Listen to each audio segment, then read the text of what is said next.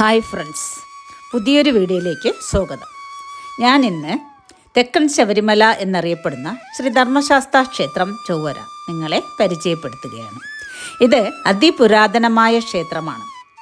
രാജകുടുംബവുമായി ബന്ധമുള്ള ക്ഷേത്രം. ഇതൊരു കുന്നിൻ മുകളിലാണ് സ്ഥിതി ചെയ്യുന്നത്. ഇവിടെ എത്താൻ 2 വഴിയുണ്ട്.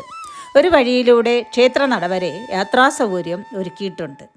ഇത് തിരുവനന്തപുരം ജില്ലയിൽ വിഴിഞ്ഞം പൂവാർ റൂട്ടിൽ ചൊവ്വര എന്ന സ്ഥലത്താണ്. ചൊവ്വര ജംഗ്ഷനിൽ നിന്നും 1 കിലോമീറ്റർ. തിരുവനന്തപുരത്ത് നിന്ന് ബാലരാമപുരം വഴിയും ഇവിടെ എത്താം. തിരുവനന്തപുരം റെയിൽവേ സ്റ്റേഷനിൽ നിന്നും 21 കിലോമീറ്റർ. ഇവിടുത്തെ പ്രധാന പ്രതിഷ്ഠ ശ്രീ ധർമ്മശാസ്താവാണ്. പ്രധാന നട തുറപ്പ് ദിവസങ്ങൾ ബുധൻ, ശനി, ആയില്യം, പൗർണമി, വിഷു, ശ്രീ അയ്യപ്പൻ്റെ ജന്മനക്ഷത്രമായ ഉത്രം, മറ്റു ഹിന്ദു വിശേഷ ദിവസങ്ങൾ.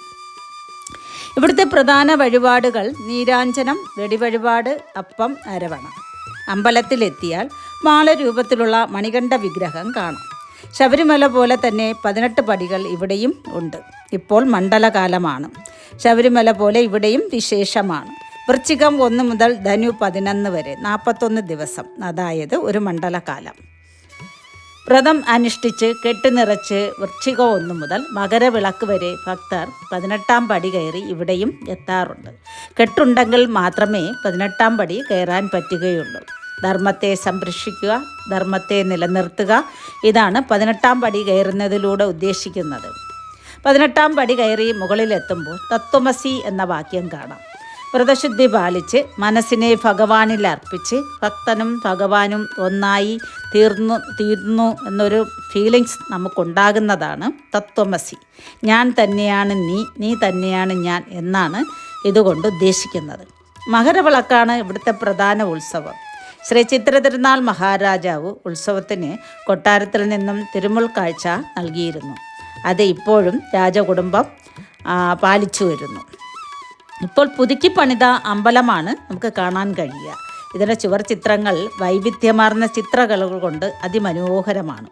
അവിടെ ഉപദേവതാ പ്രതിഷ്ഠകളായി ഗണപതി ഭഗവാൻ, ദുർഗാദേവി, മഹാദേവർ, നാഗർ, ബ്രഹ്മർഷി. ഇവിടെ ഒരു നക്ഷത്രവനമുണ്ട്. ഓരോ നാളിനും ഓരോ വൃക്ഷം. ഇത് മറ്റെങ്ങും ഇല്ലാത്ത ഒരു പ്രത്യേകതയാണ്. അന്യദേശത്ത് നിന്ന് പോലും ഇവിടെ ആൾക്കാർ എത്താറുണ്ട്. ജാതിമത ഭേദമന്യേ എല്ലാവരും എത്തുന്ന ഒരു അമ്പലമാണ് ഇത്. ഈ അമ്പലത്തിൻ്റെ മോൾഭാഗം പ്രകൃതി ദൃശ്യങ്ങളാൽ സുന്ദരമാണ്. ഒന്നും വെട്ടി നശിപ്പിക്കാതെ അതിമനോഹരമായി നിർത്തിയിരിക്കുന്നു. താഴ്വാരം അതിമനോഹരമാണ്.